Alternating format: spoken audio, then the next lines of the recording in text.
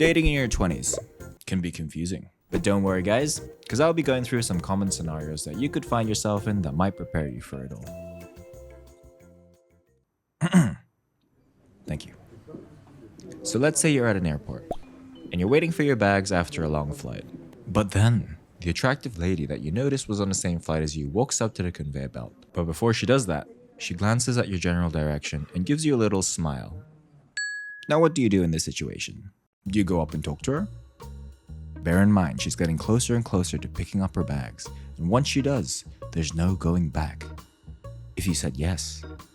We all know that's not happening, but let's just imagine here that you muster up the courage to go talk to her. Now here comes the follow-up question. What do you say to her? Do you A, greet her like you would do with any other human being?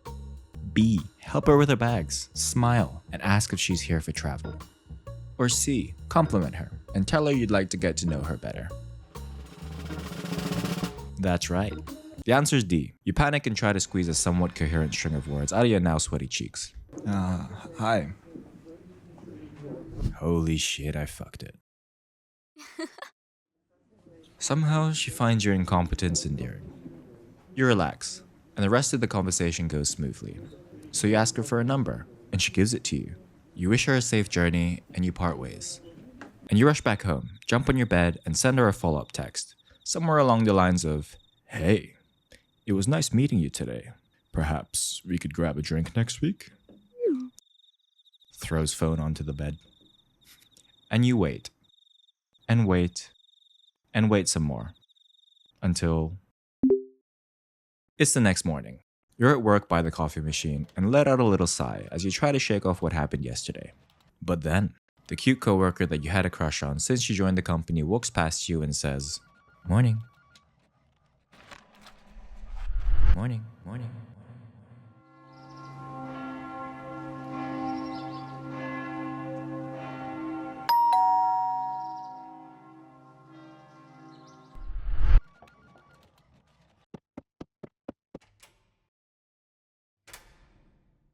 It's now after work, and after a long day of pressing buttons and getting fisted by a supervisor, you head down to the gym to blow off some steam.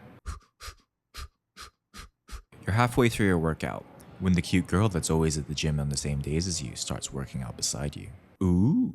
But you've learnt your lesson from the encounter at the airport and decide not to jump to any conclusions. But then, you notice that she struggles a little bit on her last rep. So you, being the Chad that you are, decide to approach her, flexing a little bit of course, and you casually ask, "Hey, need a spot?" But before she can answer, a large shadow looms over you. And as you look up, you see a silhouette of a man that can only be described as a crossbreed between Eddie Hall, a rhinoceros, and a big-ass Apache helicopter tower over you as he says, "Hey babe, how many more sets do you have?"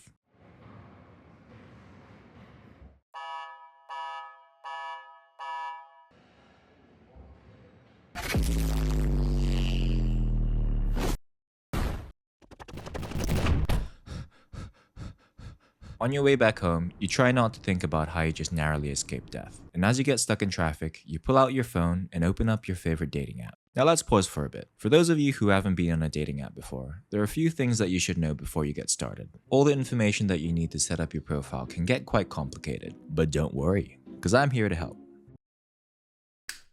So we have your standard photos, interests, prompts. Boring.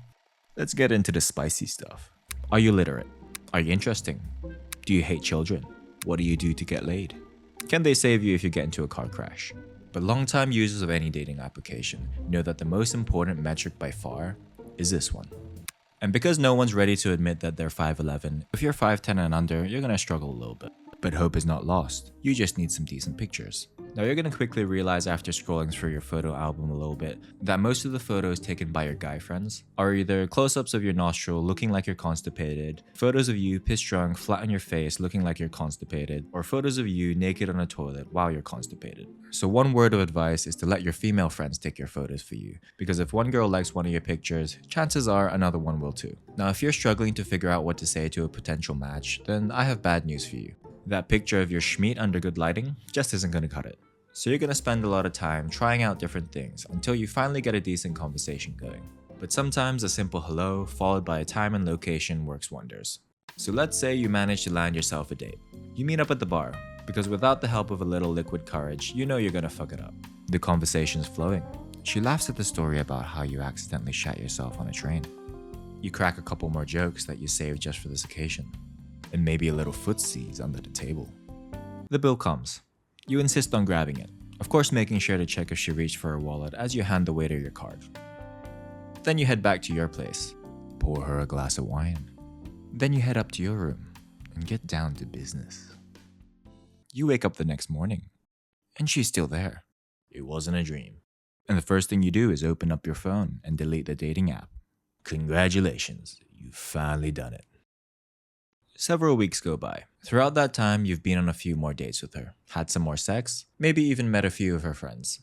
But something doesn't feel right. Everything's going well, but there's this unsettling feeling that you can't quite describe. That's right, you're scared.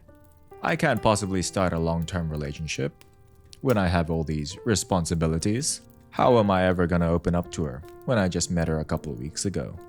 The only reason why I wanted to pursue a romantic interest in the first place was because my day-to-day life leaves me feeling empty. So you call it off with her. Try to get over it with the help of your big bottle of hand cream, and sit there as you think about whether you'll be single for the rest of your life.